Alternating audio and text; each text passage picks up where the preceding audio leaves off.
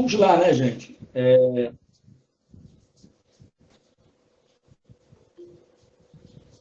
Vamos dar continuidade, né, ao nosso curso de Física 2, entrando com o segundo capítulo,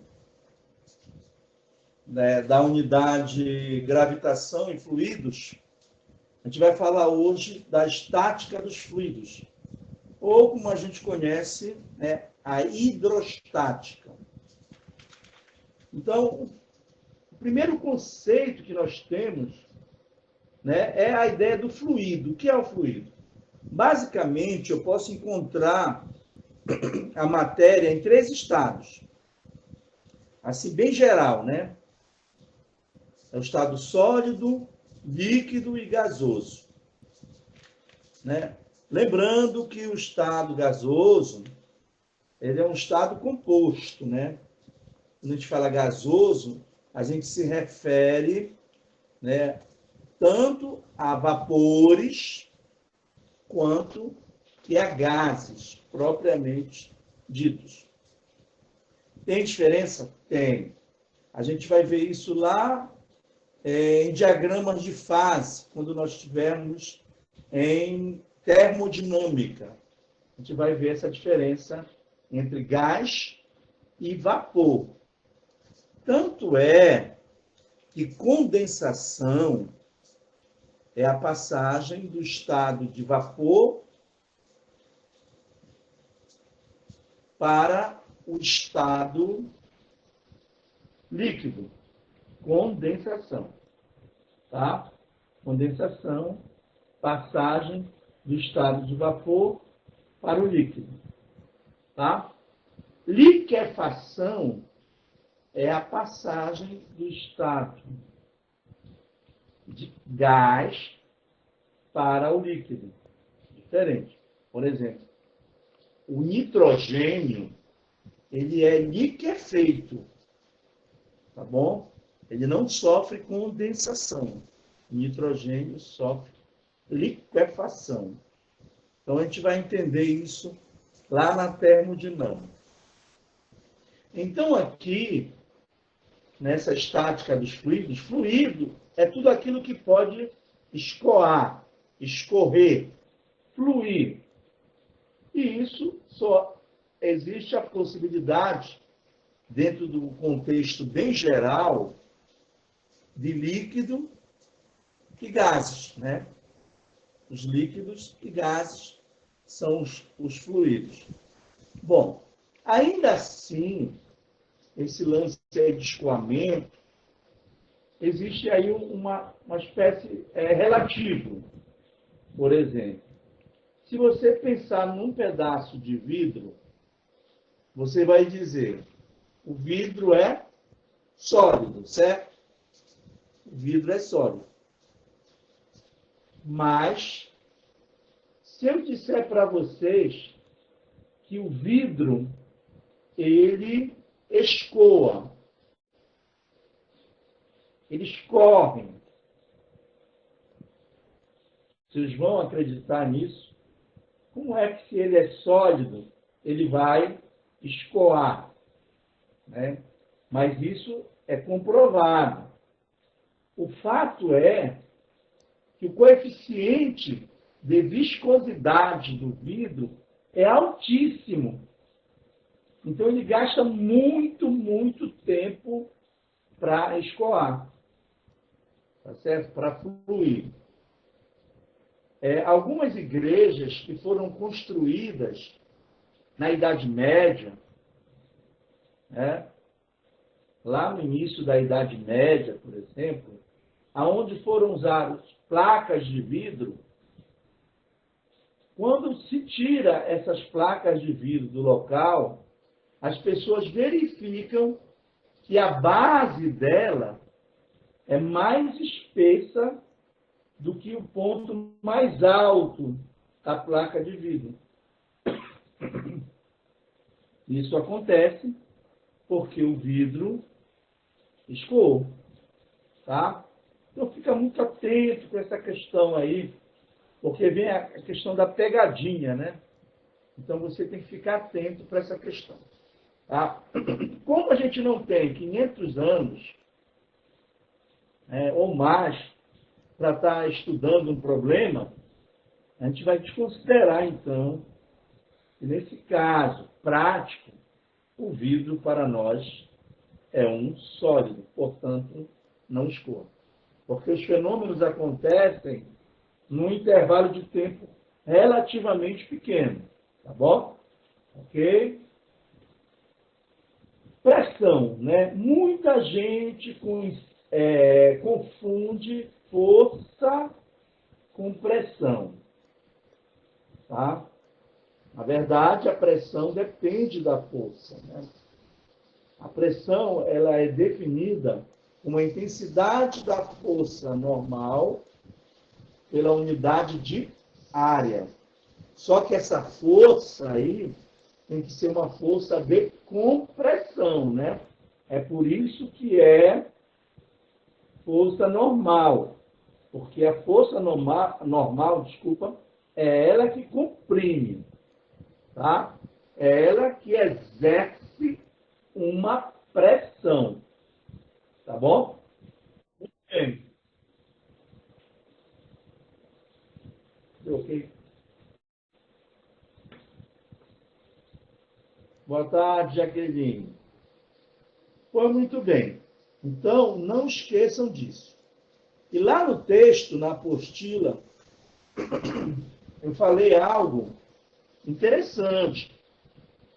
E a outra componente da força, né? Que é a componente tangencial da força. Ela exerce o quê? Ela exerce cisalhamento. Tensão de cisalhamento, ou seja, é aquela responsável, né, pelos processos de escoamento. Então, as tensões de cisalhamento, né, o Carlos, que fez engenharia, sabe disso, né, que o estudo das tensões de cisalhamento, elas são importantíssimas na engenharia civil, né, na construção civil, desculpa. Ok? Bom, a pressão, de uma maneira assim, bem geral, ela não é uma grandeza escalar, tá bom? A gente vai trabalhar escalarmente com ela. Vejam, a intensidade, né, da força de compressão, intensidade da força normal, por unidade de área, certo?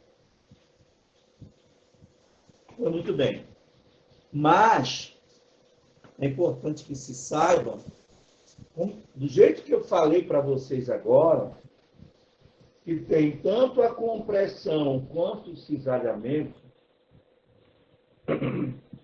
esta grandeza ela vai com um aspecto bem mais geral. Ela é uma grandeza tensorial. Tá? Então, fique atento nessa questão que ela não é tão simples quanto ela aparenta ser. Tá bom? Então, por exemplo, nós temos, acho que até fizemos um comentário já com vocês a esse respeito, lá no curso de Física 1, nós temos lá a lei de Hooke, né? F é igual a menos kx. Lei de Hooke. Na verdade, existe uma chamada lei de Hooke generalizada.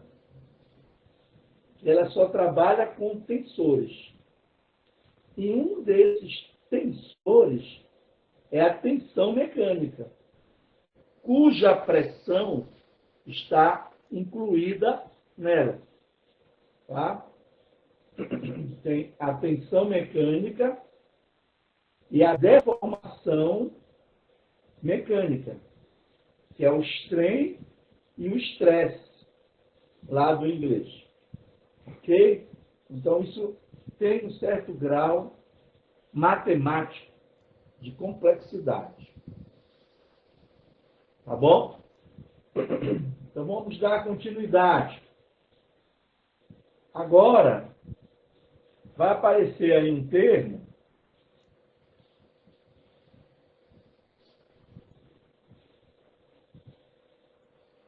para vocês, que é algo novo, né? Essa parte de pressão, a gente vê isso lá no ensino médio.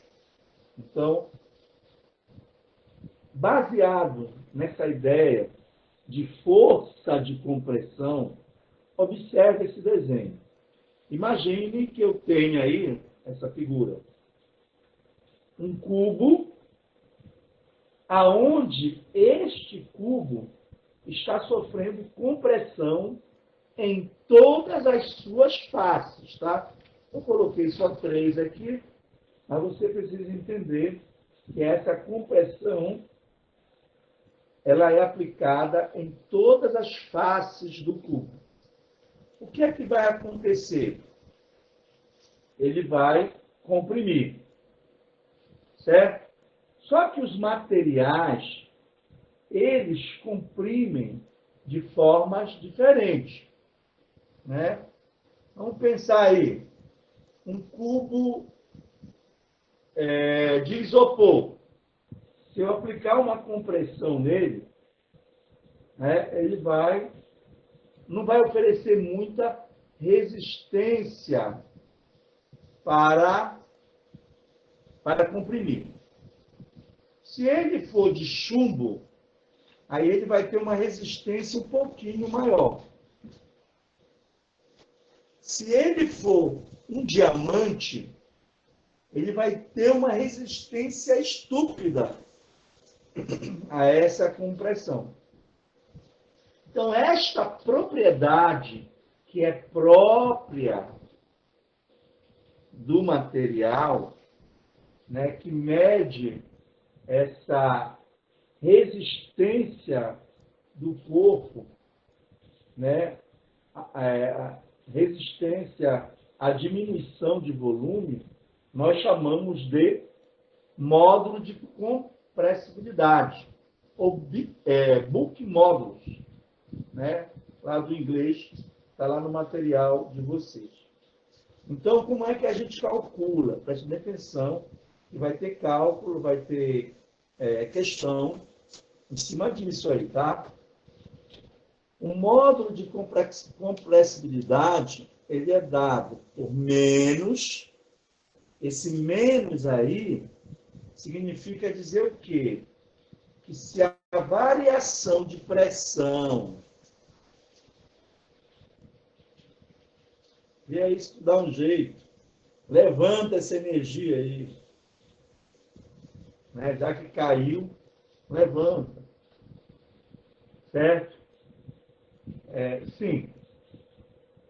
Se eu tenho uma variação de pressão positiva, a variação de volume, essa aí é uma variação de volume,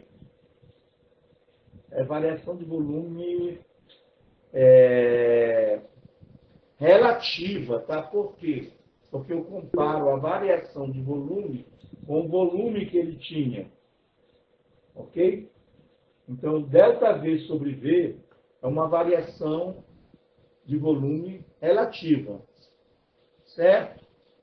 Então, quando eu tenho um aumento na pressão, tá certo? Consequentemente, eu vou ter uma diminuição no volume. É por isso que aparece esse menos aí, certo? Na definição de módulo de compressibilidade, bulk módulos, tá bom? Bom, no sistema internacional, tanto a pressão quanto o módulo de compressibilidade possuem a mesma unidade, é o Pascal.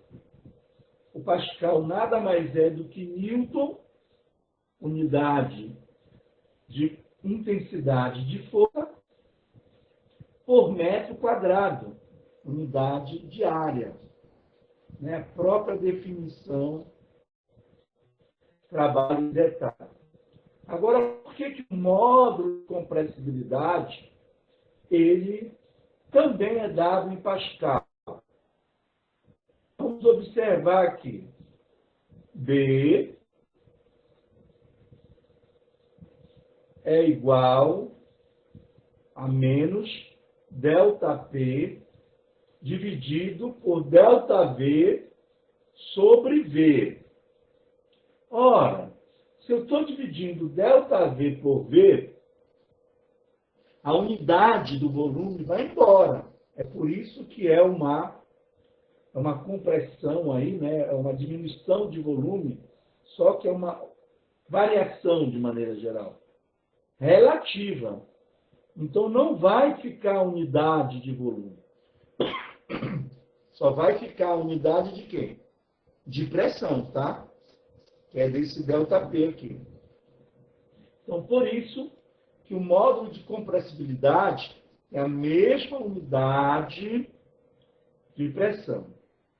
Lá no texto, aparece também no CGS. CGS seria Dina por centímetro quadrado. O que é um Dina? 10 a quinta newton. O que é um centímetro quadrado? O que é um metro quadrado? Vou voltar aqui, tá, a fita, tá, gente? Vai voltar que vai dar certo. Um newton equivale, agora sim, a 10 a quinta Dina. E um metro quadrado equivale a 10 a quarta centímetro quadrado.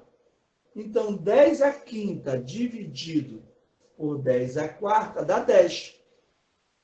Então, Dina por centímetro quadrado é o baria. Não é o bar, tá, gente? Não é o BAR. É o baria. Tá bom? A gente vai ver na sequência aí o que é o bar, tá? Em termos de pressão. Sim. Massa específica ou densidade absoluta. Toda vez que eu me referir a massa específica ou densidade absoluta, isso é de uma substância. Tá certo? Por exemplo, o alumínio. Né? O alumínio, ele possui uma massa de 2,7 gramas num volume de 1 centímetro quadrado. Então, nesse caso, a massa específica do alumínio é de 2,7 centímetros quadrados. O ferro, eu acredito, né, que o ferro é aproximadamente 9 gramas por centímetro quadrado. Tá certo? Então, isso é da substância. Tá bom?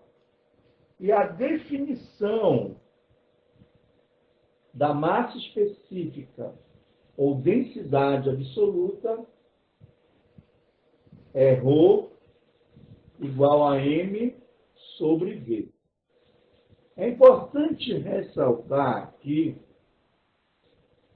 que, nesse caso, só um instante, tá? Conjunto isso aí. Então, vamos lá. Então, massa específica ou densidade absoluta é da substância.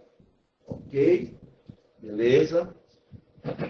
Um detalhe que é importante ressaltar, essa equação que vocês estão vendo aqui, ela é para um material que tem uma distribuição uniforme. Ou seja, a massa está distribuída por igual em todo o volume. Tá certo? Quando nós temos uma distribuição que não é uniforme, né, eu vou ter uma outra definição, que é a que vai originar essa aqui, ó, que é que ρ é igual a dm sobre dv. A gente chegou a ver isso lá em gravitação. Rho, dm, dv. Mas se eu tiver um ρ, né, que é a densidade volumétrica constante, eu chego nessa equação. Eu já havia falado isso antes para vocês no capítulo 1. Bom, densidade do corpo, massa do corpo por unidade de volume. Aqui a gente já começa a construir uma ideia a partir daqui. Por exemplo, né, é aquele exemplo que eu dou lá no material. Uma esfera maciça de alumínio afunda na água. A gente vai ver que isso só é possível, né? É a último slide, que isso é possível pelo fato da densidade do alumínio, 2,7 gramas por centímetros cúbicos, ser maior que a densidade da água, 1 grama por centímetro cúbico. Aí vem a pergunta, será que essa esfera maciça de alumínio vai afundar no mercúrio? Qual é a pergunta que tem que vir logo em seguida, para saber se vai afundar ou não? Qual a densidade do mercúrio? Vocês sabem dizer qual é a densidade do mercúrio? Hein, gente? Pode falar aí no chat. Densidade do mercúrio. Rafael disse que não. É porque o Rafael não leu o material. Quem mais não leu o material? É assim que a gente descobre. É uma pegadinha isso. André Luiz é danado mesmo, né? 13.600 quilogramas por metro cúbico. Muito bem, André Luiz. Tá? Muito bem. Pode ser... o detalhe que eu vou falar agora para vocês. Olha, ele colocou a densidade, né? Vou botar aqui, ó, quilograma por metro cúbico, não é isso? Quilograma por metro cúbico. Mas pode ser no CGS? Pode. Basta dividir por 1.000. Quanto é 13.600 por 1.000? Vai dar 13,6 gramas por centímetro cúbico. E a da água é 1 grama por centímetro cúbico. Por exemplo, né? O alumínio é muito mais denso que a água, né? Desculpa, o mercúrio é muito mais denso que a água, né? Então, voltando para o alumínio, 2,7 unidades do CGS. Afunda na água? Sim, mas não afunda no mercúrio. Por quê? Porque o mercúrio, a densidade dele é 13,6 gramas por centímetro cúbico. Ou seja, a gente já começa aí a uma construção, né, do entendimento. Como é que essas coisas, esses conceitos surgiram a partir daí. Muito bem. Então, quando você vai calcular a densidade de um corpo, você pega toda a massa do corpo e divide pelo volume dele, né? Porque um navio, que é quase todo feito de ferro, não afunda na água? A resposta é simples. Por quê? Pode falar aí. De novo, porque um navio que praticamente toda a sua constituição é de ferro, ele não afunda na água. E se você pegar um prego de ferro e jogar na água, ele afunda. Né? Então vejam que isso não tem a ver com a massa, né? Tem a ver com a densidade. Me responde lá. Por que o navio não afunda na água? A densidade do ferro é menor que a da água. Acabei de falar ainda agora que a densidade do ferro é aproximadamente 9 gramas por centímetro cúbico. Agora sim. Então, não é do ferro, é a densidade do navio. É isso que eu quero que vocês entendam. A densidade do navio não é a densidade do ferro. Entenderam? A densidade do navio, tá, é menor que a densidade da água. Por que o navio não afunda agora? Na prática, porque ele não é maciço. Viu, Rafael? Se o navio fosse maciço, todos os espaços dele fosse de ferro, ele afundaria. Deu para entender? Pelo fato de que ele seria um corpo totalmente de ferro. Mas o navio é totalmente de ferro? Não. Tem aqueles espaços vazios, não é verdade? Então, se tem os espaços vazios, isso vai contribuir para diminuir a densidade do navio. Beleza? Tá legal? Entenderam a história aí? Eu só queria que vocês entendessem que, historicamente, esses conceitos, eles são construídos a partir de situações como essa que a gente está falando aqui. Então, se você for dar uma aula, né, iniciar uma aula, você não fala de equação, você fala disso, do que acontece, desse histórico aí, ok? Para instigar. Aí você pode até levar, né, isso para a sala de aula. Mostrar uma foto de um navio flutuando na água. Aí você tem um prego, um copo com água e joga lá o copo, o prego, e ele vai afundar. Entendeu? Essa é toda a fundamentação que a gente precisa, né, buscar para que o aluno possa entender o processo. Tá bom? Muito bem. E o que a gente está fazendo agora aqui? Quem afunda na água, quem não afunda? Uma bola de isopor não afunda na água. Por quê? Porque a densidade da bola é menor que a densidade da água. Tá? Uma esfera de alumínio afunda na água. Por quê? Se ela for maciça, né?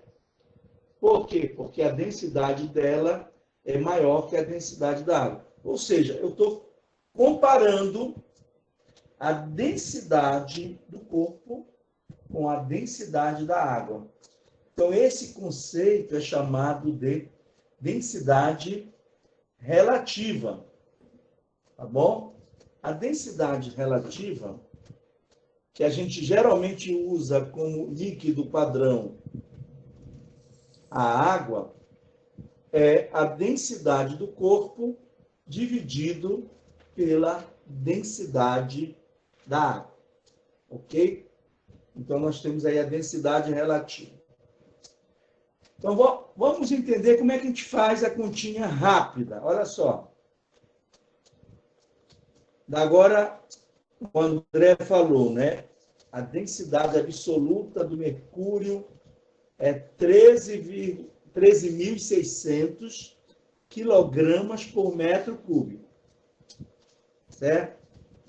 Qual a densidade relativa do mercúrio, tá certo? Em relação à água? ou qual a densidade do mercúrio, melhor assim, em relação à água. Aí você vai fazer o quê? Vai dividir os 13.600 por 1.000, tá? Porque não é se a densidade da água é 1.000 quilogramas por metro cúbico, ou seja, numa caixa d'água de 1.000 litros, você tem 1 metro cúbico de volume de água lá. Tá bom? Só para ter uma ideia lá. Consequentemente, 1 tonelada de água. É por isso que quando o pessoal vai fazer pé de caixa d'água, tem que fazer, dependendo da capacidade da caixa d'água, você tem que fazer um pé reforçado, né? Imaginem, uma caixa d'água de 1.000 litros tem lá uma massa de 1 tonelada de água. Então, vamos lá. Divide 13.600 por 1.000, vai dar 13,6.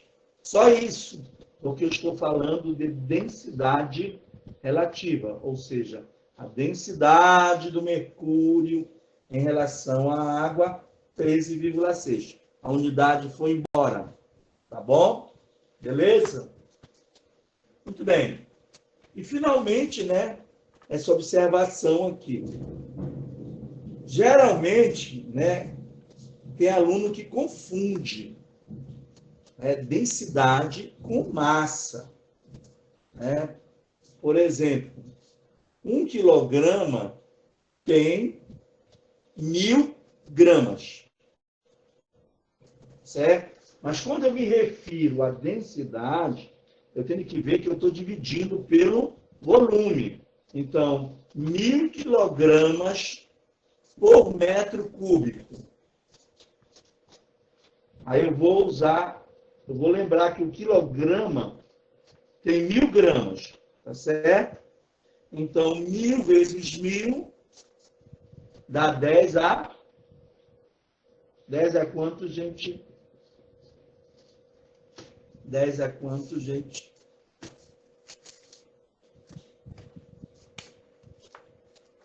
Mil vezes 1.000.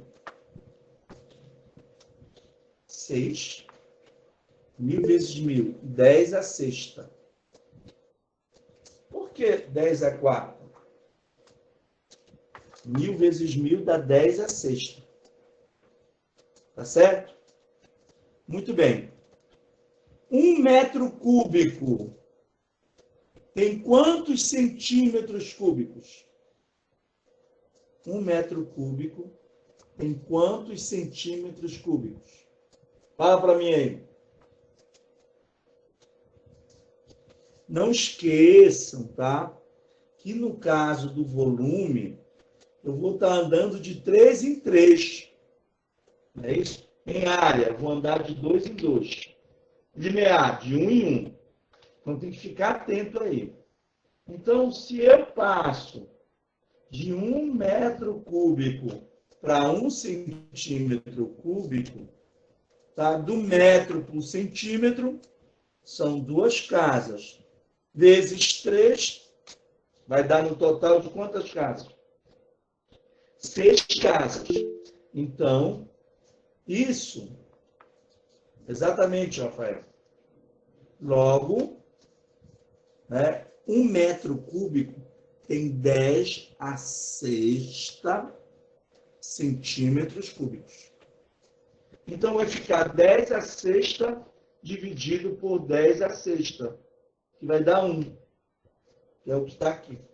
Beleza? Então, não vão confundir. Para você memorizar, basta lembrar que para passar do sistema internacional, a densidade para o sistema CGS, basta dividir por 1.000. Quanto é 1.000 por 1.000? Dá 1. É a regra direta, tá bom? É por isso que 13.600 quilogramas por metro cúbico dá quanto?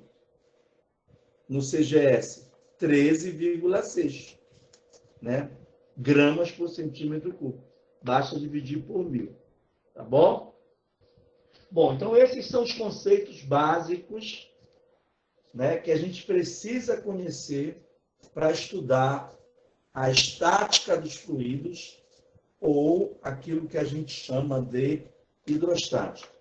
Tá bom? Vamos dar continuidade, falar da pressão hidrostática, né? E o princípio ao qual está relacionada a pressão hidrostática. Para começar, a pressão hidrostática, ela é uma variação de pressão. Tá? É igual à pressão de um pneu de carro. Quando o borracheiro coloca lá o calibrador de pneu, ele está medindo a diferença de pressão entre o ar que está dentro do pneu e a pressão atmosférica, ou seja, aquela que está fora do pneu. A gente chama para esse tipo de pressão, pressão efetiva, tá bom? Então, olhem só esse recipiente, eu coloco água até uma altura H e a base desse recipiente é A área da base é A. Tá certo? Muito bem. Como é que eu calculo a pressão hidrostática? Devido a essa coluna de água. Dado por essa coluna, presta bem atenção. A área nem entra aí, né? Então, a pressão hidrostática é igual a ρ índice L, ou seja, a densidade do líquido, vezes a aceleração da gravidade, vezes a profundidade H. Então, isso é a pressão hidrostática. Notem que a pressão hidrostática, ela varia linearmente com a profundidade. Tá? Eis porque, vamos lá, eis porque quando você mergulha fundo numa piscina ou num rio, se você for muito lá para o fundo, o teu tímpano começa a doer. Por quê? Porque a pressão lá aumenta e fica maior do que a pressão interna. Então, vai forçar o tímpano e o tímpano vai doer. Tá certo? Vai forçar de fora para dentro. Também pode acontecer o inverso. É você subir uma serra. E para o alto de uma serra, algumas pessoas também sentem dores no ouvido. Por quê? Porque lá no alto da serra, como o ar é rarefeito, a pressão atmosférica é pressão externa, é menor. Como ela é menor, o que vai acontecer?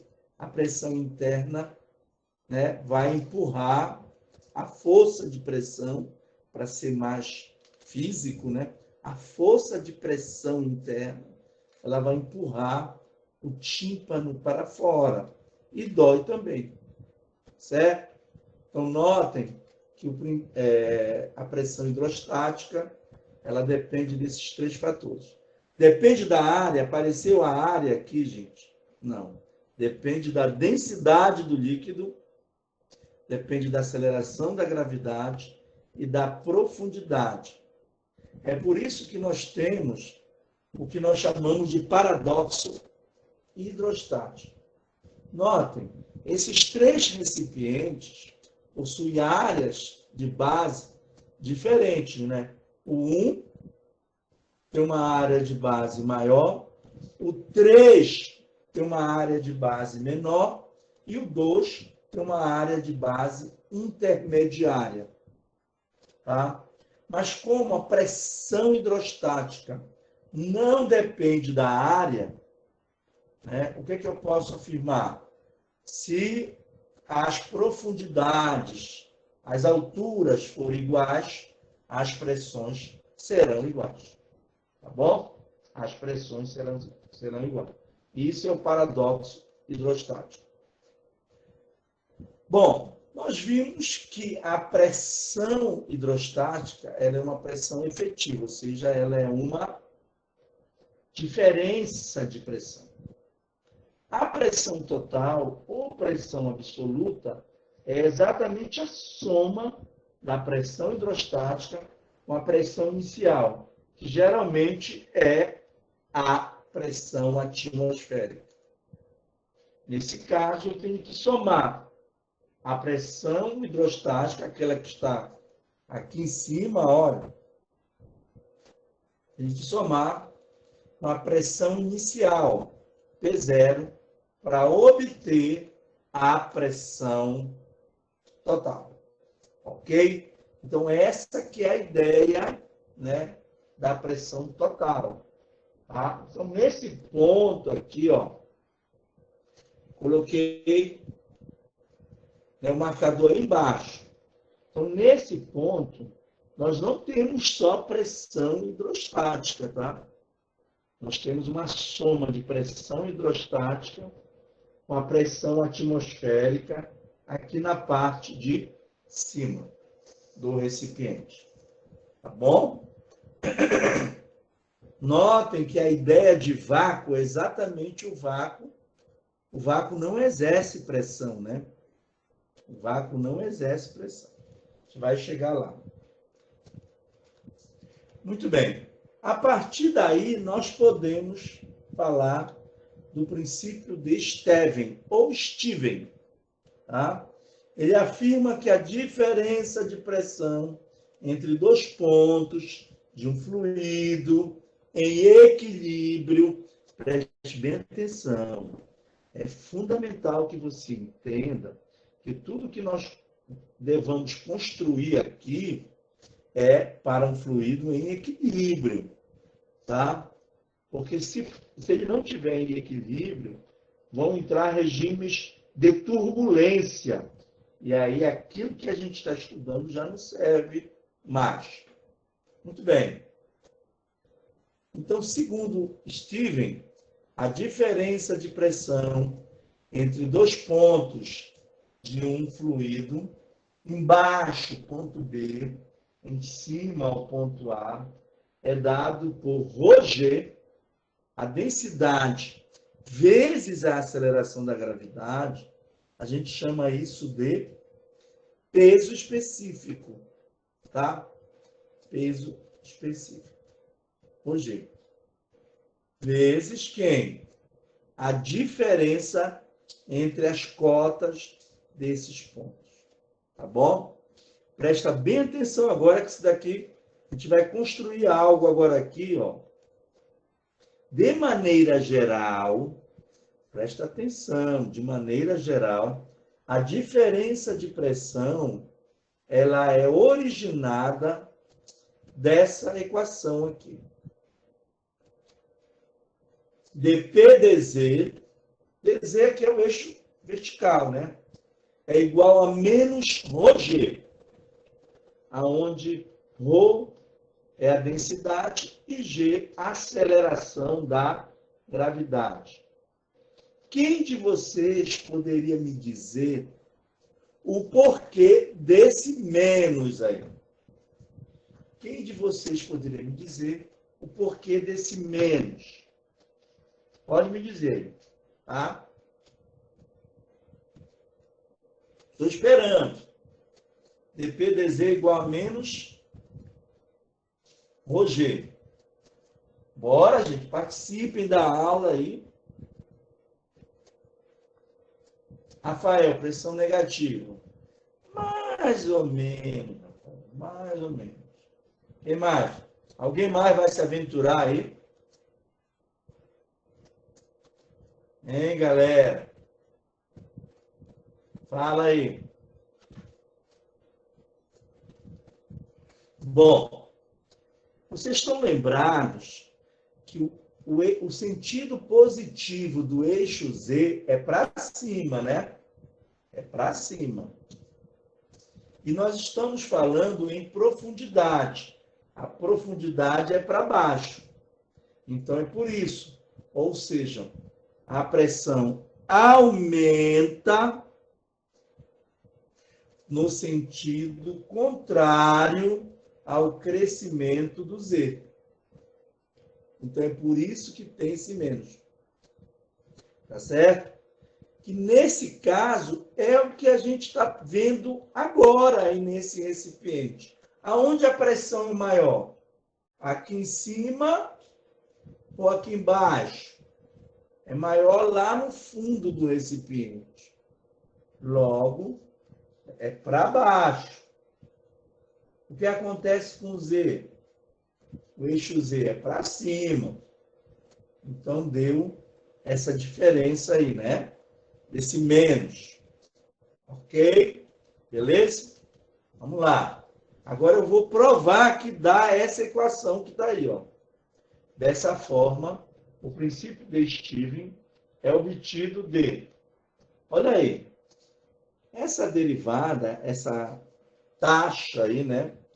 De variação de pressão, essa taxa de variação de pressão com a distância ao longo do eixo Z, ela pode se transformar numa integral, tá bom? E quais são os limites da integral de dp? O P0 e o P, onde o P0 é a pressão inicial e o P a pressão final, tá certo? Quer dizer, quando eu integrar, qual é a integral de dp? É o P, variando de P0 a P. Então, esse resultado aí vai dar quem? P menos P0. Já o outro lado, quando eu faço a integração, olha, eu estou considerando aqui, presta bem atenção, para poder entender o que eu vou falar depois. Eu estou considerando que a densidade do líquido seja constante. Então, ela sai da integral.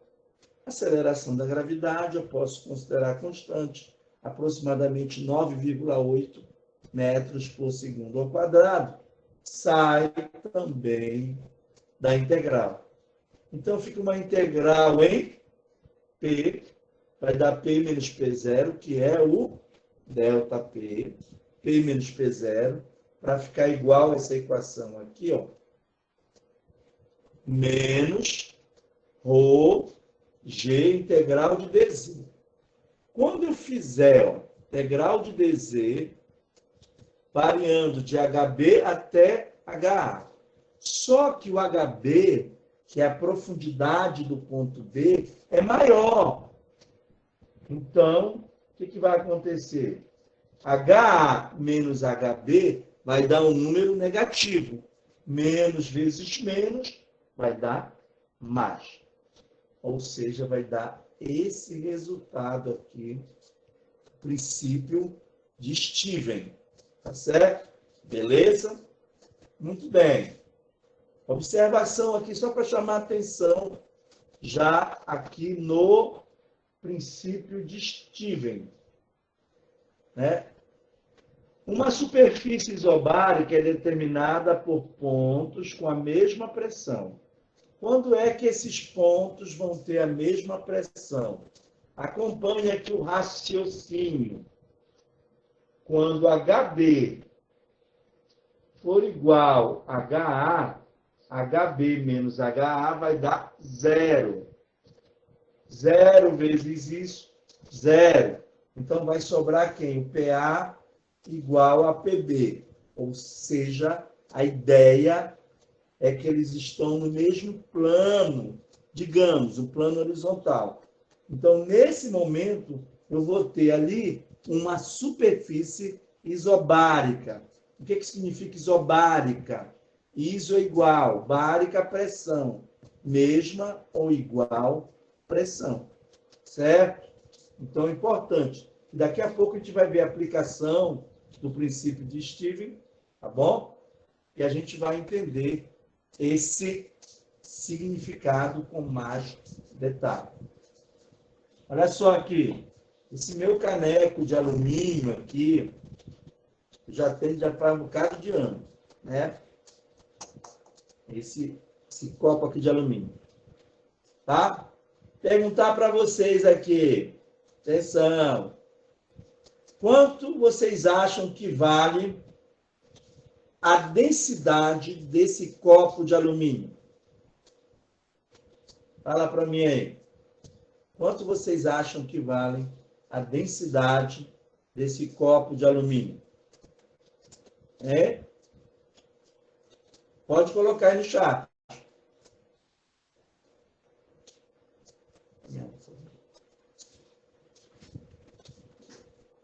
Bom, Rafael, se o copo for maciço, né, o caneco aí for maciço, como é que eu vou conseguir beber água nele?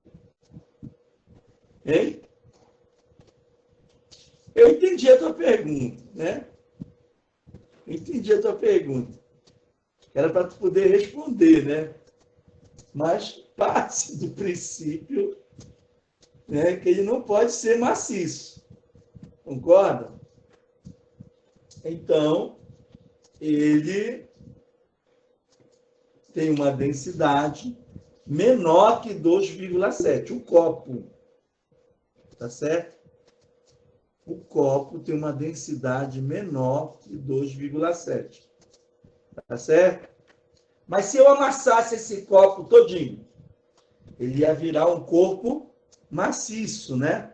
Então, essa que é a ideia lá da afundar ou não afundar na água.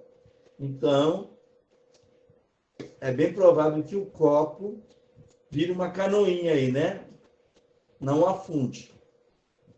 Mas se eu amassar totalmente ele, né?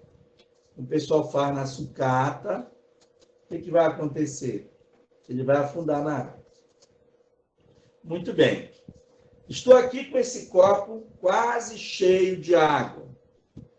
Tá? Por isso que ele não é maciço. Tá bom? Quase cheio de água. Eu olho para a superfície aqui do copo, tá bem aqui, ó. Eu olho para a superfície do copo, né? É uma superfície horizontal aqui. Então eu posso dizer que essa superfície aqui da água é uma superfície isobárica. Todos os pontos aqui estão à mesma pressão. Tá legal? Muito bem. Agora eu vou beber água. O que vai acontecer? Quando eu for virando o copo, a superfície da água vai continuar horizontal. Concorda? Mesmo o copo inclinado, ó, mesmo o copo inclinado, eu olho, a superfície continua horizontal. Ou seja, a pressão atmosférica faz com que eu tenha aqui o quê? Uma superfície horizontal. E se eu inclinar ainda mais, tá? Vai chegar ao ponto que, pelo fato dela ficar horizontal, o que vai acontecer? A água vai sair do copo. Ou seja, a gente bebe água usando um copo graças ao princípio de Steven, ou Steven, tá certo? É o que eu vou fazer agora, ó.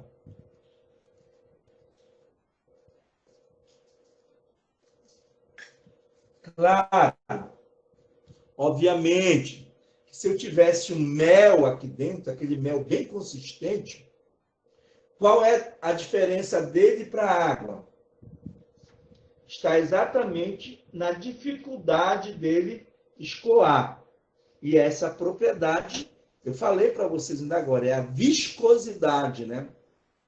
Então, quando o líquido é muito viscoso, ele tem dificuldade para escoar, né? Mesmo que haja tensão de cisalhamento ali, né, ele resiste a essas tensões de cisalhamento.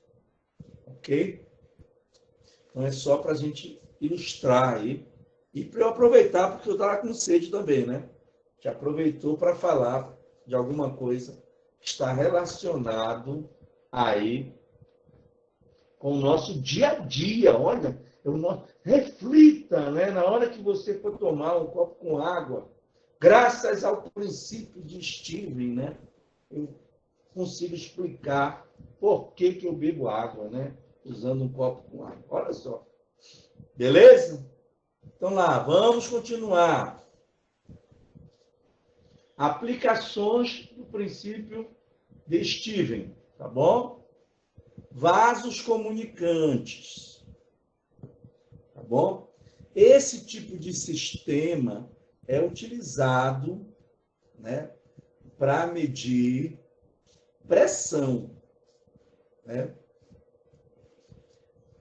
Esse tipo de sistema ele é utilizado como manômetro para medir pressão. Nesse caso aqui, a gente está estabelecendo as bases graças ao, né, princípio de Steven. Então, olha só. Eu tenho dois líquidos que não se misturam, são líquidos immiscíveis, que não se misturam, colocados dentro de um tubo em U. Né? Olhem para esse sistema aqui. Tem dois pontos, o ponto A e o ponto B. Como A e B pertencem, né, ao mesmo fluido, eu posso estabelecer aí, passando por eles, uma linha isobárica, ou seja, linha de mesma pressão.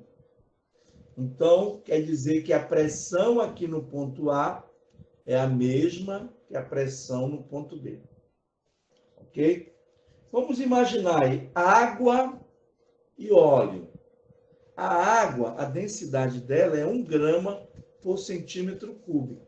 O óleo, que é menos denso, eis porque o óleo não afunda na água, né? É menos denso. Ele tem uma densidade de aproximadamente 0,8 gramas por centímetro quadrado. Então, quem seria aqui a água e quem seria o óleo? Né? Nessa configuração que nós temos aqui, em que os dois ramos estão abertos, né? A pressão no ponto A é igual à pressão no ponto B. Aqui a pressão inicial é atmosférica, num ramo.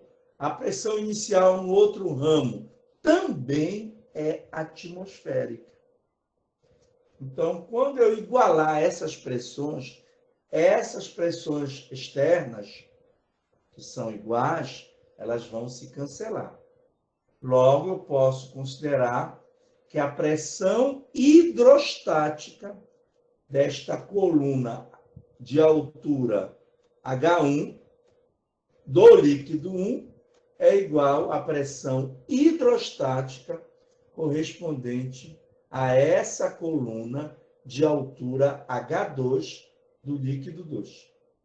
Então, quando eu igualo, o que vai acontecer? Né? A equação da pressão hidrostática é ρGH. O G vai ser o mesmo, que é a aceleração da gravidade. E aí, gente, eu obtenho essa expressão.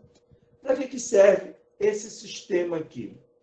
Para determinar a densidade de líquido, né, que não seja, que não se misture com o outro, né?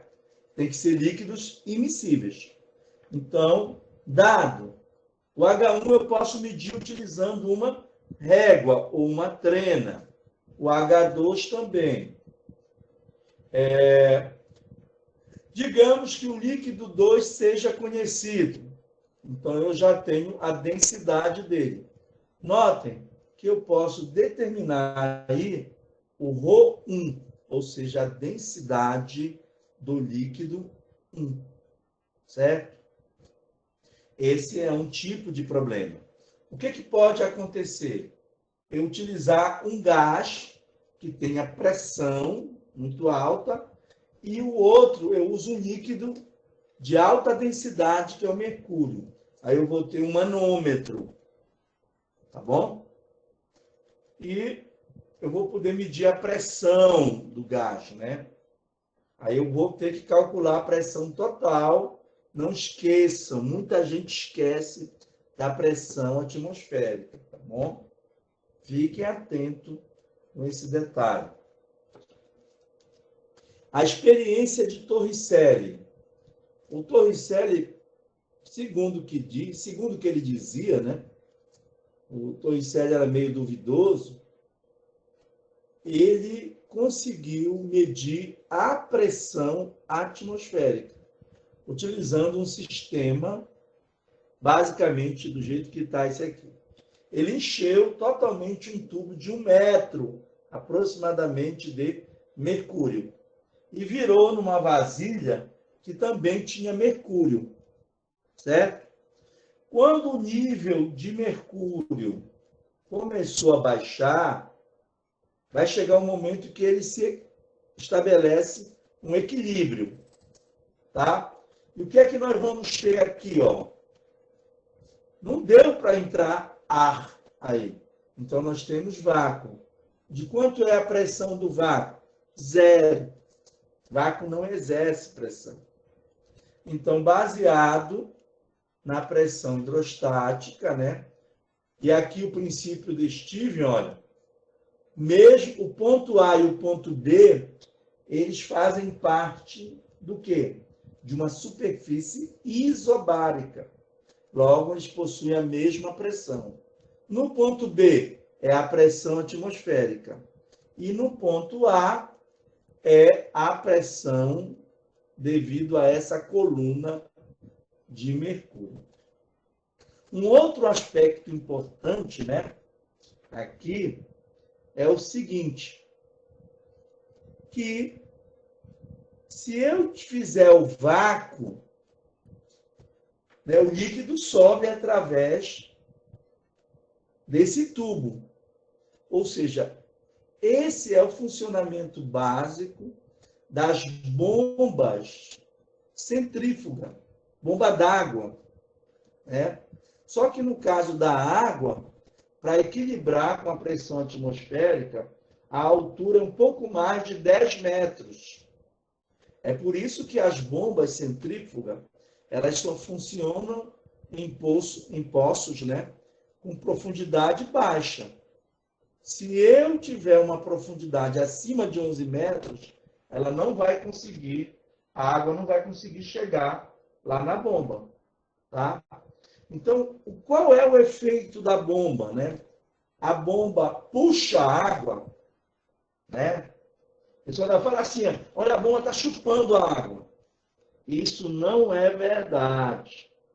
O que a bomba faz é o vácuo dentro do tubo, tirando o ar. E a água sobe. É isso que acontece. Quer ver? Vocês conhecem um exemplo do nosso dia a dia, bem parecido com esse aí, é quando você pega um completo, né, da bicicleta. Geralmente esse completo da bicicleta vem com um saquinho de suco, né, e um salgado. Aí você pega o canudinho, exatamente, rapaz. Você pega o canudinho e fura o saco lá, né, do suco, né? Preste bem atenção. Quando você enfia lá o canudinho no saco, você vai com a ideia de que você está sugando o suco, né? Fisicamente, totalmente errado. Você está tirando o ar de dentro do cano, né? Do canudinho, levando para o seu pulmão, e naquele momento você está fazendo um vácuo. O mesmo efeito da bomba. Tá certo? Por que que a gente sabe que é isso? Porque quando você fecha a boca do saco, lá onde tem o canudinho, o que que vai acontecer? Você vai ficar sem ar dentro lá do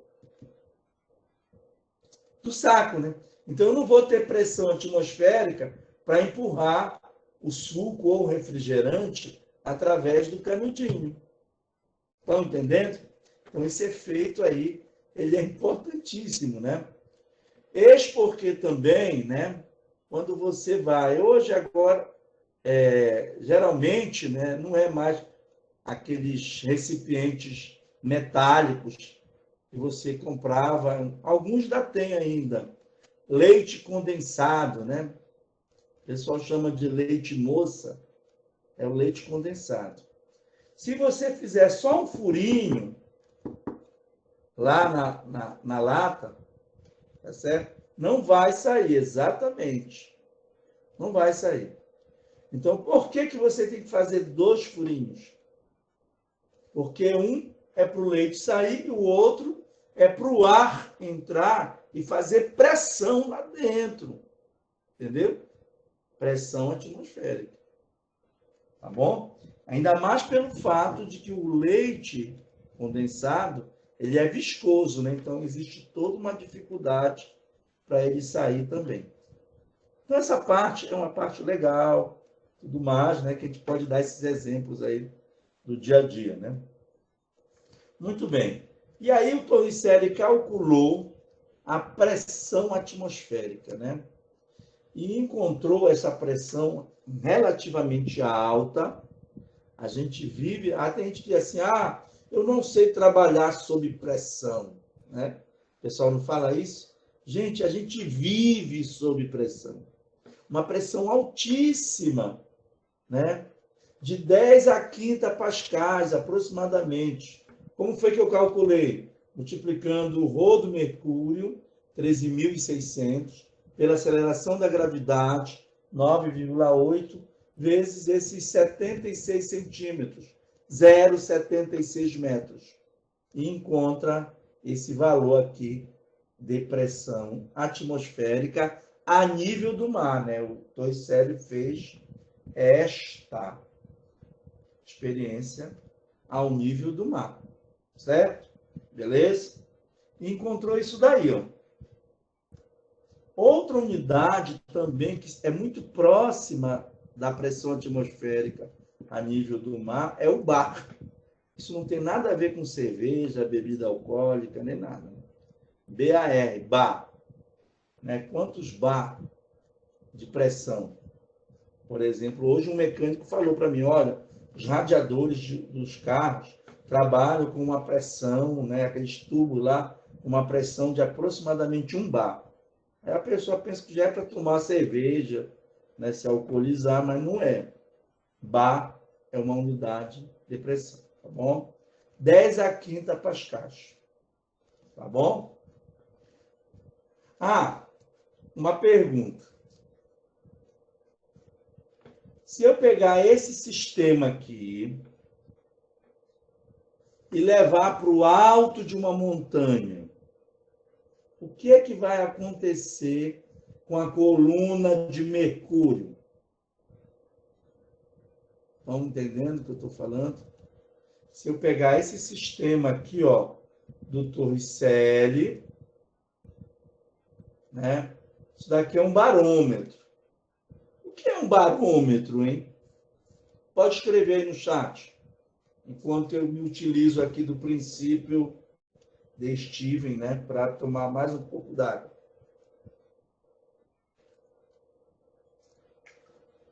O que é um barômetro? Não, gente, responda. O que é um barômetro?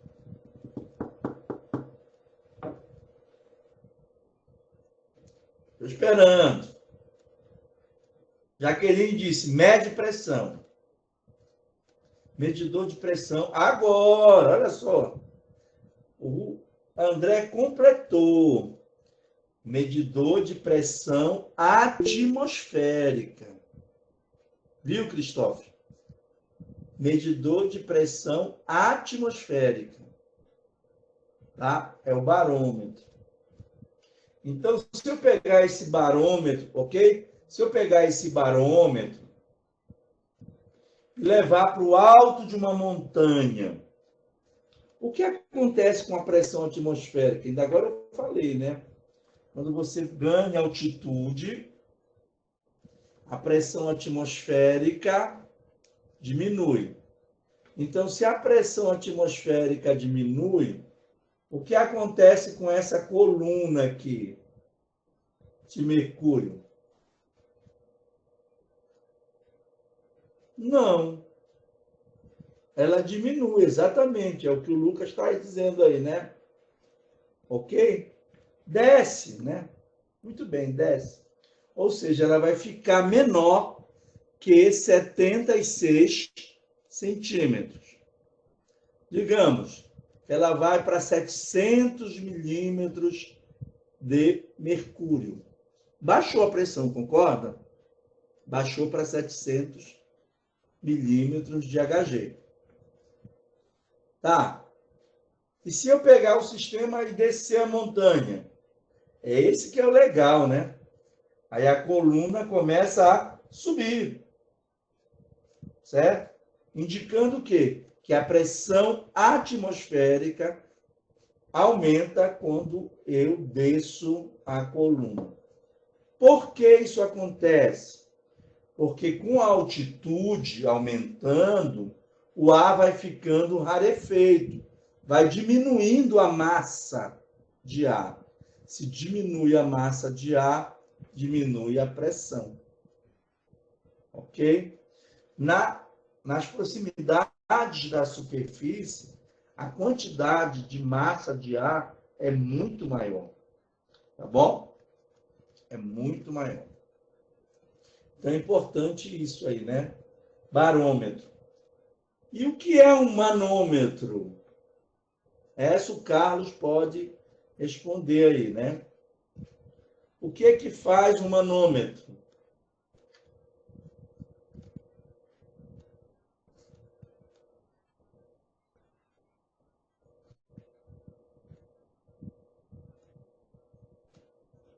Estou esperando.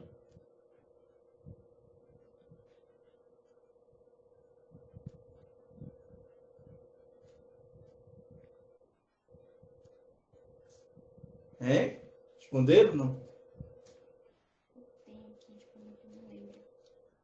Em refrigeração, mede pressão de fluidos, respondeu o André.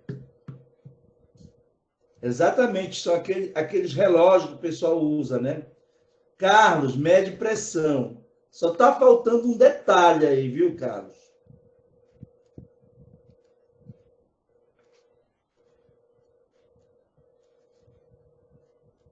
Isso é manifold, né?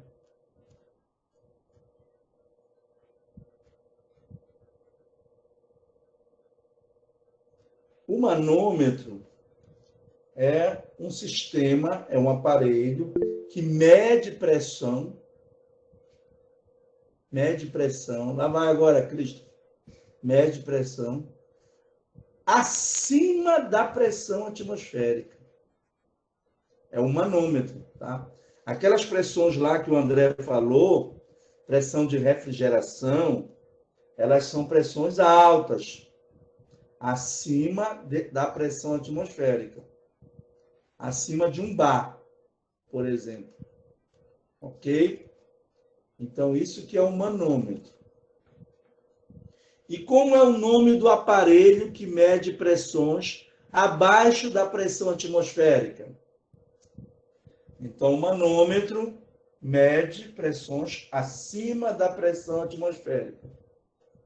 Barômetro mede a pressão atmosférica. E qual é o aparelho que mede pressão abaixo da pressão atmosférica? Não, o esfigmomanômetro, ele mede a pressão sanguínea, né? Eu acho, deixa eu ver. Olha só, a pressão sanguínea, a sistólica, é 120, né? Mas eu acho que é 120 o quê? Não estou lembrado agora, gente. É 120 milímetros de mercúrio, é? Vocês sabem me dizer? Acho que não. 120, né? Tá certo. Então, o esfigmomanômetro, ele mede, né, É porque as pessoas falam 12, viu, Jaque? As pessoas falam 12, mas não é 120. O esfigmomanômetro, ele mede pressões abaixo, mas ele se encaixa numa classe, por exemplo, lá eu trabalho com baixa pressão, né, com vácuo. O que é uma baixa pressão? É vácuo, né? Eu tenho aparelhos medindo essa baixa pressão, igual aquela que mede a pressão sanguínea também. E ele mede bem abaixo da pressão, né, atmosfera. 10 a menos 7 torricele. Um torricele é 1 atm, se eu não me engano. Tá certo? Esses aparelhos são chamados, eu dei a dica aí, né? Como a gente trabalha com vácuo, né, tirar o ar todo do sistema, eu uso bombas, né, muito poderosas para poder fazer o vácuo, né? Essas bombas elas são chamadas de turbomoleculares para fazer alto vácuo. Alto vácuo significa baixíssima pressão. Nesse caso, né, esse aparelho que está lá dentro do sistema é chamado de vacuômetro, né? Vacuômetro. Então, manômetro acima da pressão atmosférica, barômetro, pressão atmosférica, e vacuômetro abaixo, tá? É só lembrar, quanto mais vácuo eu tiver, menos pressão eu terei, entendeu? Aí vem de vacuômetro, tá legal? Muito bem. Mas como é que a pressão, ainda pensei nisso, é o Cristo. Mas existe, tá? Vocês podem pesquisar. Variação da pressão atmosférica com altitude, né? Eu sei que no líquido, a gente já viu que a pressão hidrostática, ela aumenta com a profundidade. E a pressão atmosférica? Né? Ela diminui com a altitude. Mas será que ela diminui linearmente? Não. Ela não diminui linearmente, tá? E ainda vamos considerar, né, o que a gente chama de uma situação isotérmica, ou seja, que a temperatura não varia. Tá? Estão lembrados? A gente vai ver isso lá no estudo dos gases, transformação isotérmica. Na transformação isotérmica, a pressão é inversamente proporcional ao volume do gás, né? Se a pressão aumenta, o volume diminui, desde que nós mantemos a temperatura. Só que a densidade ela é o inverso do volume, né? A gente já sabe disso, né? Então, se o volume diminui, a densidade aumenta. Tá bom? Se o volume diminui, a densidade aumenta. Então, eu posso considerar aqui que a densidade, que depende da pressão, tá certo? Que depende da pressão, é a pressão final vezes a densidade inicial, tá bom? Dividido pela pressão inicial.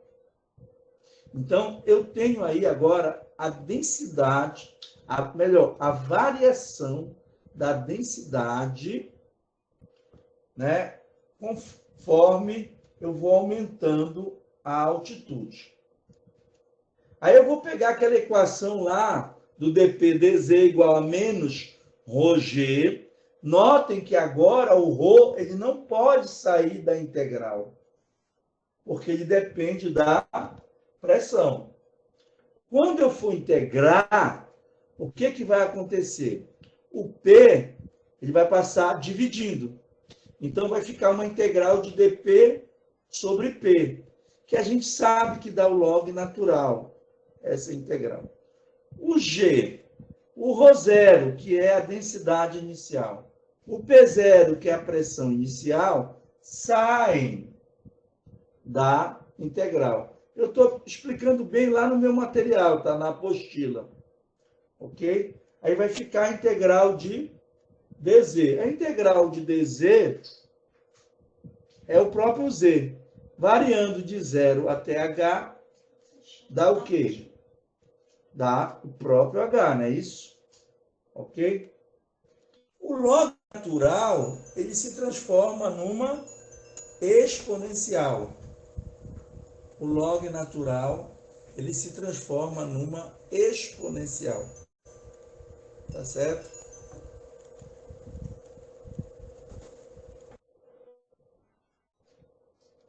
Ok? E aí, o que é que acontece? Eu obtenho essa expressão aqui, ó.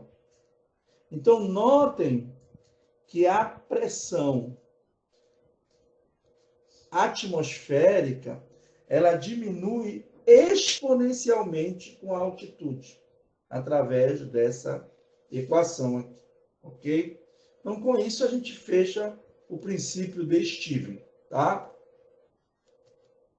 É importante essa equação estar bem resumidinha lá no material de vocês, tá? Muito bem. Hidrostática, gente, com a temperatura constante, exatamente. Significa dizer o quê? Que se a temperatura não é constante, o bicho vai pegar. Exatamente. Bom, o princípio de Pascal está relacionado ao que a gente chama de variação de pressão. Diz o seguinte, que a variação de pressão atmosférica por um fluido confinado é transmitida sem redução a todas as partes dos fluidos e às paredes do recipiente que o contém.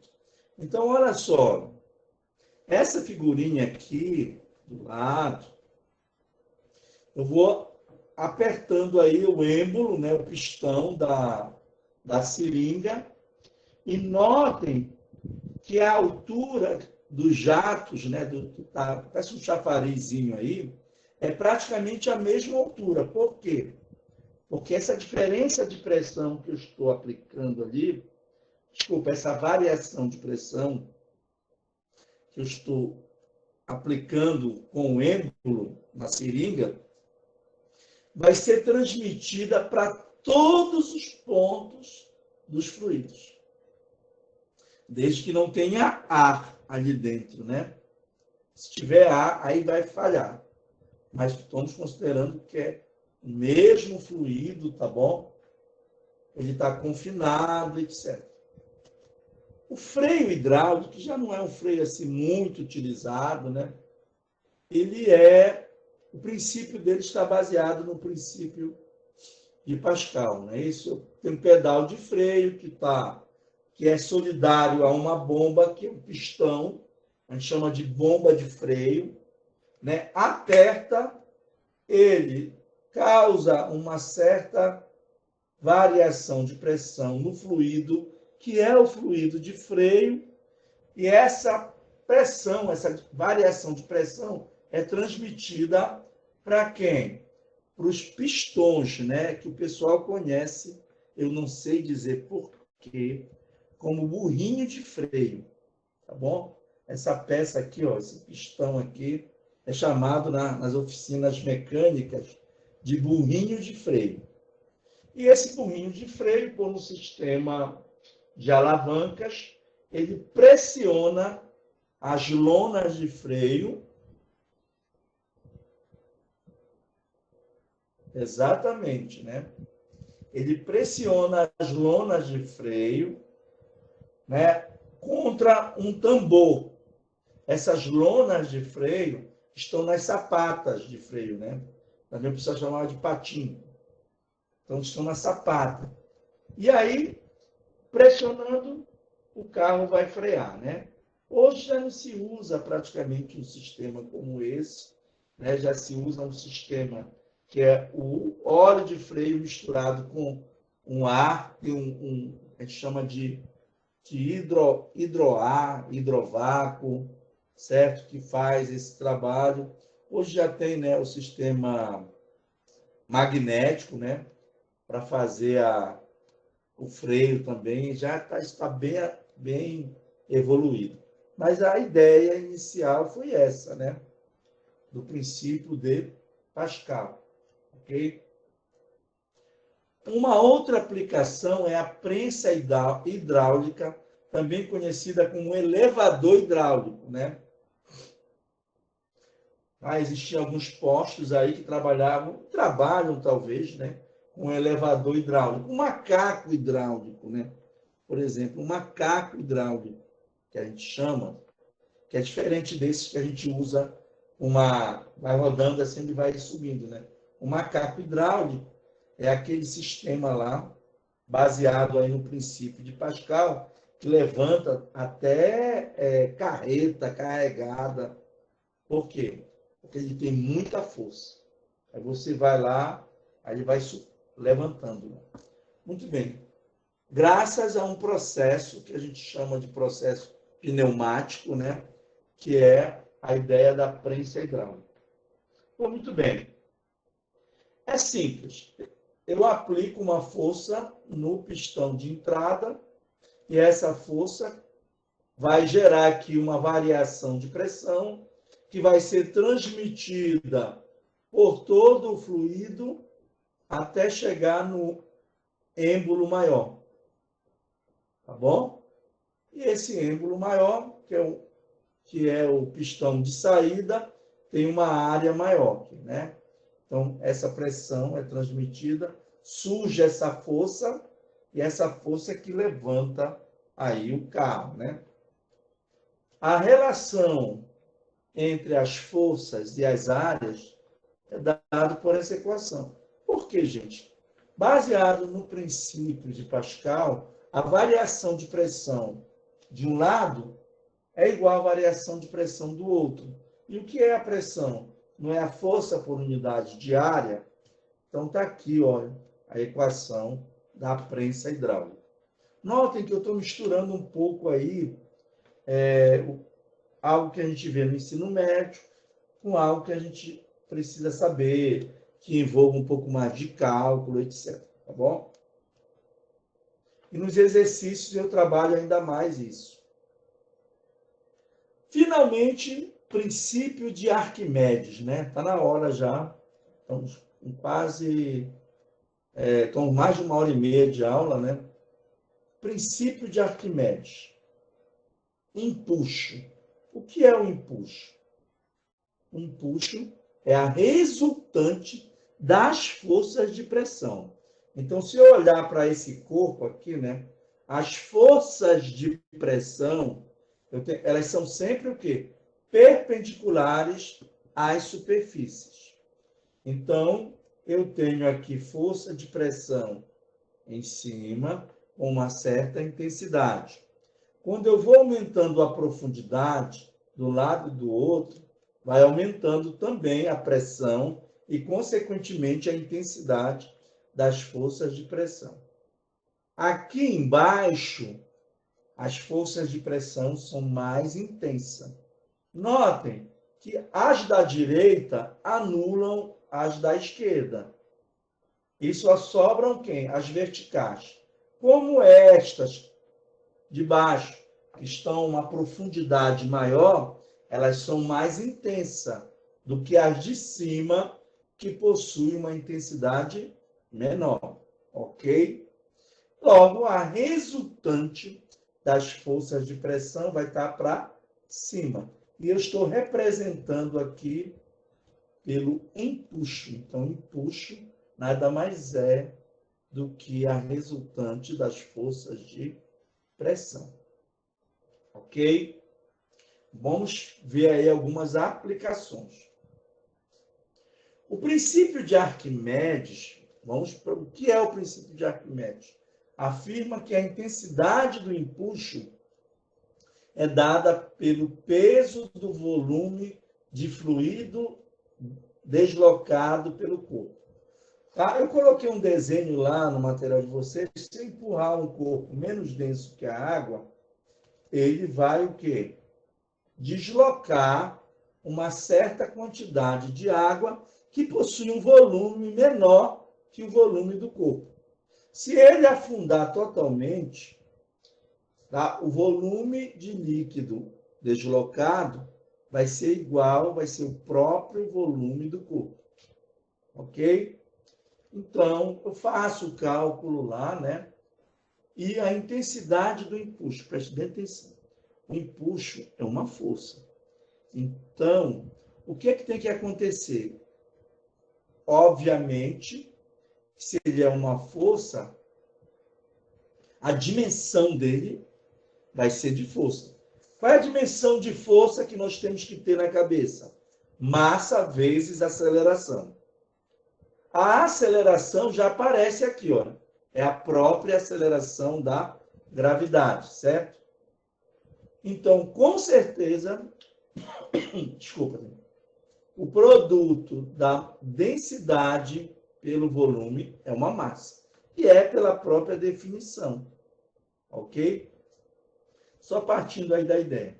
A outra coisa que eu chamo a atenção lá no texto é que o volume deslocado, volume de líquido deslocado, corresponde ao volume da parte imersa do corpo. Tá? Alguém falou aí, lá no início, né? Por que um navio não afunda? Né? Por que um navio não afunda na água? Porque ele desloca um fluido, um volume de água menor que o volume dele. Eu não sei qual foi de vocês que falou aí. Alguém falou isso, né? Não afunda, foi logo lá no profundo, não afunda, foi o Pedro, né? Não afunda porque desloca um volume de água menor que o volume dele. Está correto. E agora eu posso explicar por isso, através do empuxo, ok? Quais são as aplicações? Assim, aonde o ρL é a densidade do fluido deslocado e o VI é o volume da parte imersa, aquilo que eu falei, né? O volume de líquido deslocado acaba sendo igual ao volume da parte imersa. Exatamente. Eureka, né? Que é a história do Arquimedes de Siracusa.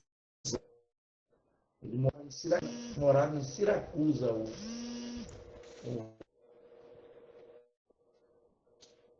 o Arquimedes, aquele que está ligando para fora. Ok? Agora era ele, né? Só um pouquinho, então um problema técnico aqui já está sendo resolvido. O ρL é a densidade do fluido deslocado e o VI, o volume da parte imersa. Vamos para o primeiro caso, tá? Vamos para o primeiro caso. Aplicações. Quando eu tenho um corpo parcialmente imerso. Está aqui, ó. Uma bola de borracha não afunda na água. Vê para mim essa última mensagem, esse último chat aí. Só um minuto, tá, gente? V corta o V, fica só M.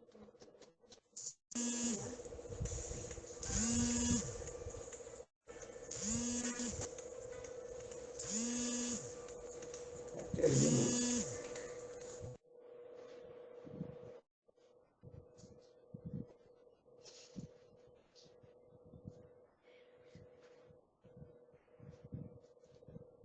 Voltei de novo. São os problemas técnicos que estão ocorrendo aqui, tá? Muito bem. Então, se o corpo está parcialmente imerso, ele está em equilíbrio aqui, tá? Equilíbrio, a intensidade das forças são iguais. Ok? Perfeito. Então, só que ele deslocou um volume, aquilo que o Pedro falou, um volume de líquido menor que o volume dele.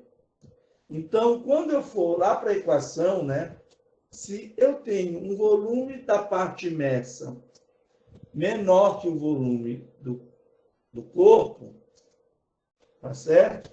Eu tenho que a densidade do corpo é menor que a densidade do líquido.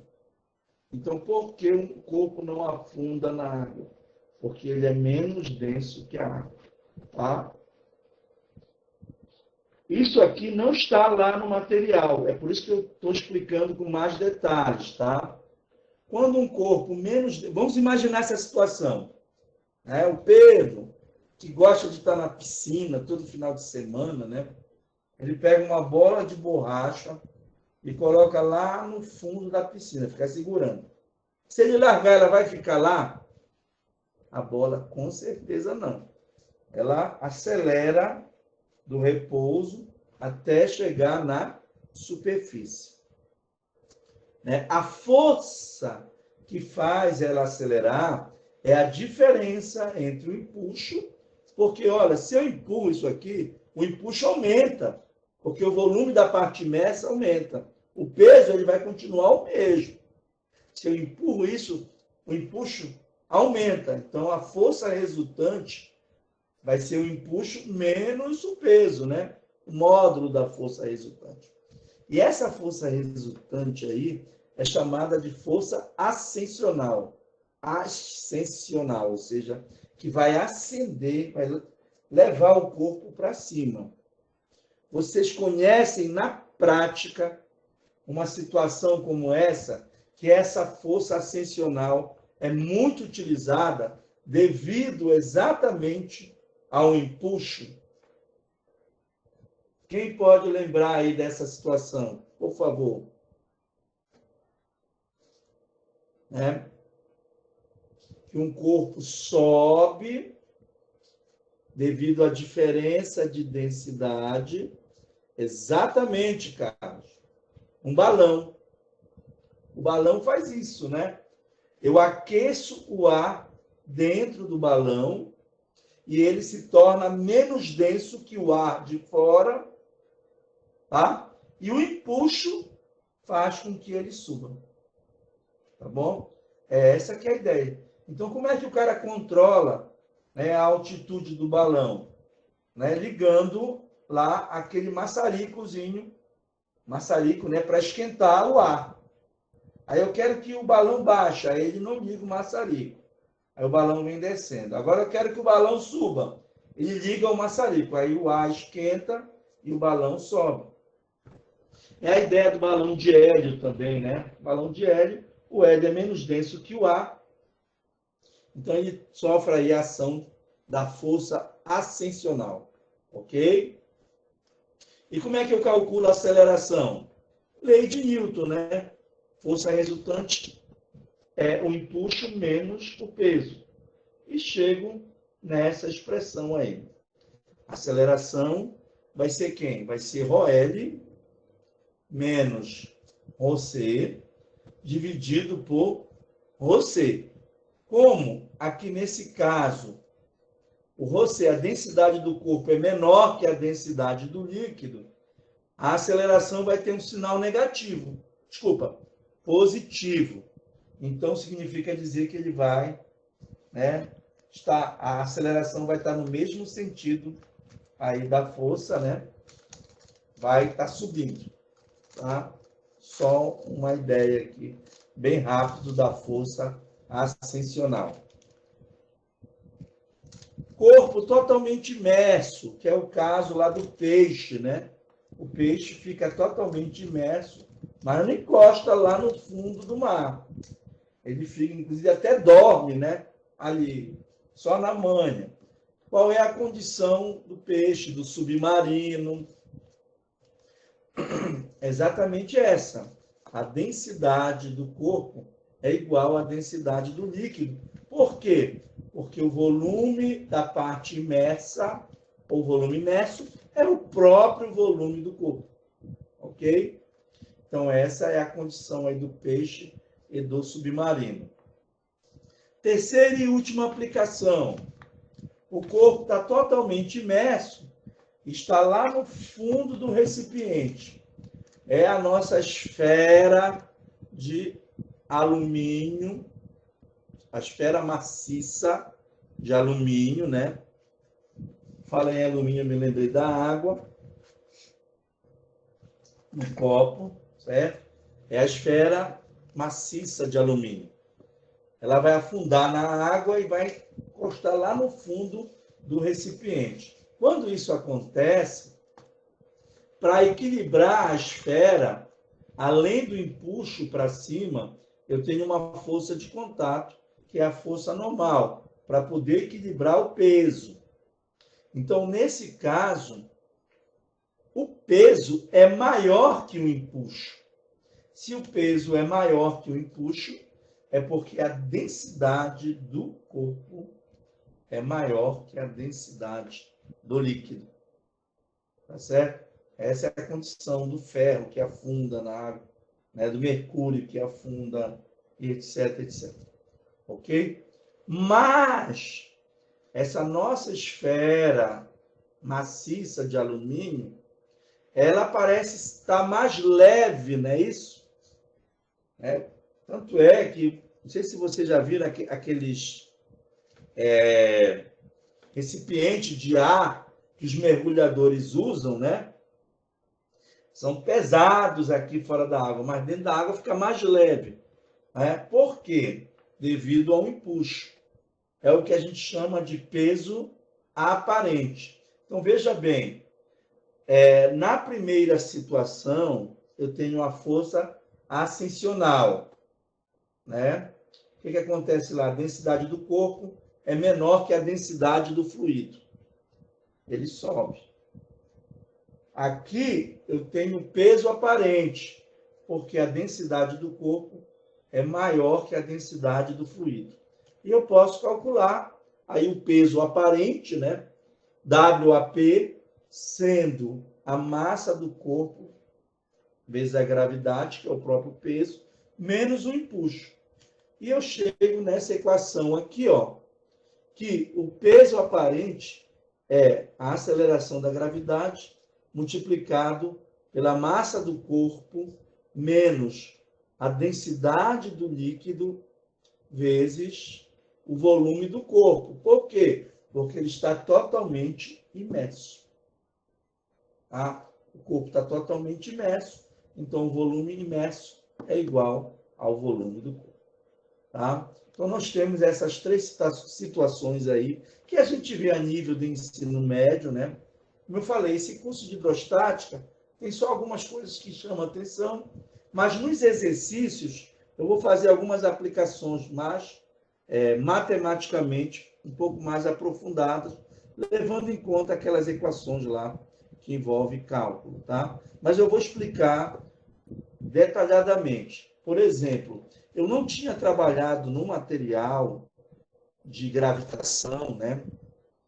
Aquela relação lá da excentricidade, né? com as distâncias que vão do centro da elipse até os focos. Aí eu já trabalhei, expliquei com detalhe como era, que era para poder a gente resolver o exercício. Então é até bom a gente resolver o exercício, porque alguma coisa que escapou do material e da aula, eu posso fazer o exercício resolvido lá, exercício modelo, que vai servir para vocês resolverem lá a lista de vocês.